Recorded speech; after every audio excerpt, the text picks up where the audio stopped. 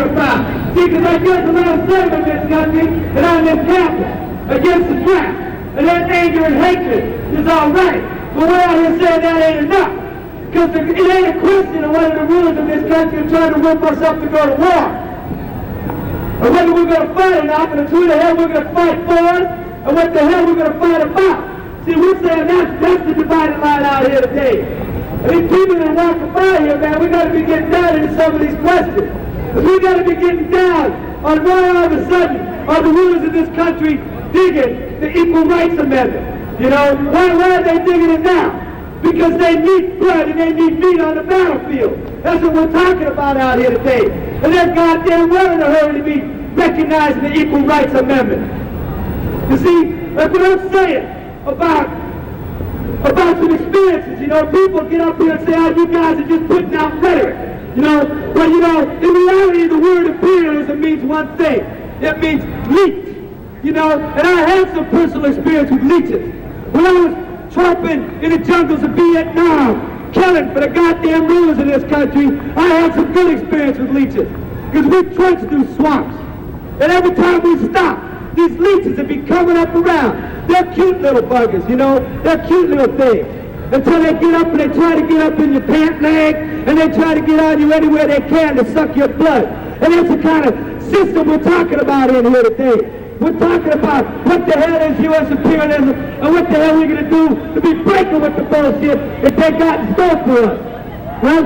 And like right now, they're trying to whip us up. And they're trying to say the Soviets are the aggressive people. What the hell are they doing in Afghanistan? Well, we got to be getting down and saying, where the hell did the Soviet Union learn all the tricks that they're pulling right now? See, we're not out here saying we support the Soviet Union. Them suckers are bloodsuckers and leeches, just like the rulers of this country. And they're trying to whip. They're whipping up the masses of people in their country to get out and fight World War III for them too. And we're saying what we got to do when they put the guns in our hands here in this country is we got to be conscious and we got to be politically united around turning those guns around. And there's something out here, you know, we're talking about Revolutionary May Day. And we're out here saying that the working class of people in the mines and the mills and the factories are going to be taking the streets on Revolutionary May Day and be building that kind of political conscience we're talking about.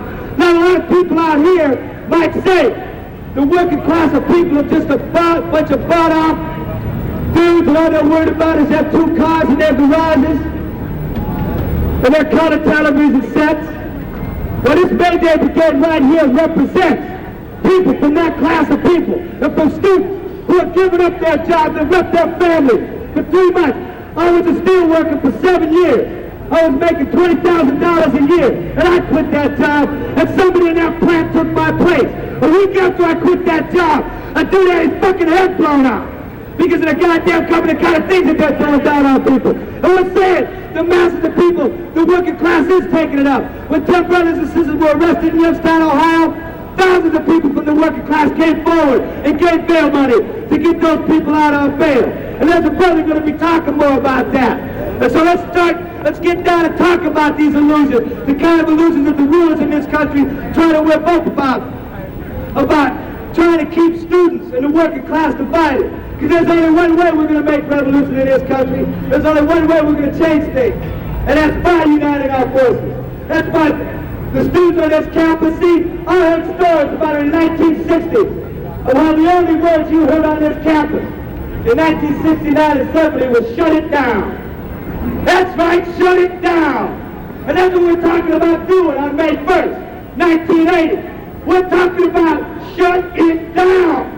We're talking about breaking the goddamn chain that the rulers in this country got on us, the ideological, the wage slave chains, and we're talking about shut it down.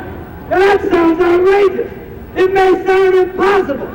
And it ain't going to happen unless the masses of people, the students who are on this campus, be getting down and talking to members of the May Day Brigade, and be getting down and getting into some serious discussion, and getting down into the questions that's going on. Because right now the rulers in this country are trying to whip up this shit, and the Soviet Union is going to shoot first. Now, who gives a damn who shoots first? It's the question of who the hell the war's for, right? I think that's what the question is.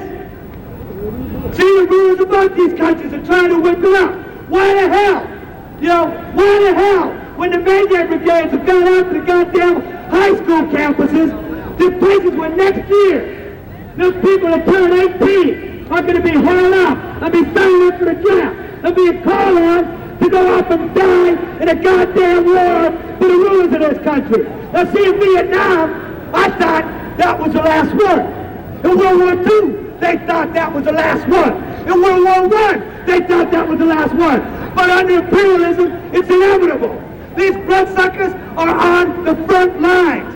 The Soviet Union wants some of the world. The U.S. government don't want to lose none of the world, and they want more of it. And that's the issue. And if people think that just boycotting the war is going to stop it, they got another thing coming.